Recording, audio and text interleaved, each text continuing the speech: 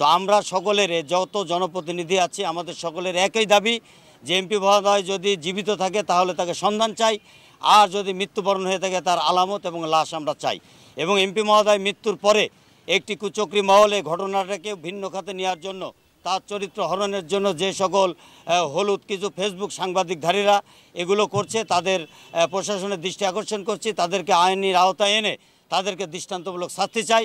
এবং এই হত্যার সাথে, এই অপহরণের সাথে যারাই যুক্ত হোক না কেন, যত বড় পাওয়ারফুলই হোক, তাদেরকে চিহ্নিত করে তাদের মুখোশ উন্মোচন করে অচিরেই যাতে বাংলাদেশের মাটিতে তাদের বিচার নিশ্চিত করা হয়, এটাই হচ্ছে আমাদের আজকের মূল দাবি।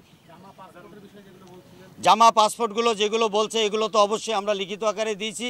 তার ব্যবহৃত সকল জিনিসপত্র এগুলো আমরা এর পরিষ্কার আমরা চাই, এর আলামতও আমরা চাই। এবং কে কে এর সাথে যুক্ত, এই সিমগুলো এক একটা সিম কোথাও কখনো বিহারে গেছে, কখনো আপনার বেনাপোল টাওয়ারে পাওয়া গেছে, এই সিমগুলো কাদের কাছে, এই ফোনগুলো কাদের কাছে, তার জামা কোথার কাছে, কার কাছে, তার ব্যবহৃত জিনিসগুলো কাদের কাছে, এই আসামিদের ভালো করে জিজ্ঞাসাবাদ করে এদের কাছ থেকে এগুলো বের করলে আমার মনে হয় যে আরও এর সাথে কারা যুক্ত আছে সেগুলো ইনশাল্লাহ বেরিয়ে যাবে। এবং ডরিনের ভারতে যাওয়ার কথা আসলে রাষ্ট্রীয়ভাবে ওইভাবে ডরিনের ভারতের থেকে বা আমাদের বাংলাদেশ থেকে এখনও কোনো সিদ্ধান্ত দেয়নি।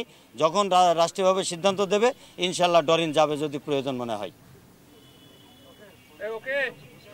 আমরা রয়েছি এখানে, যারা তদন্তকারী কর্মকর্তায় সংশ্লিষ্ট যারা আছেন তিনারা আমাদের যেভাবে বলছেন আমরা কিন্তু সেটাই বিশ্বাস করে নিচ্ছি। এখন যেহেতু মাংস উদ্ধারের কথা বলা হয়েছে, মাংস উদ্ধার করে ফরেনসিক রিপোর্টটা না আসা পর্যন্ত আসলে আমরাও কোনো কিছু বলতে পারছি না। তবে আমার বিশ্বাস যে তদন্তকারী কর্মকর্তারা খুব চৌকস, তারা যেভাবে চেষ্টা চালাচ্ছে আমরা সব কিছুই পরিষ্কার হব বলে আমি আশা করছি।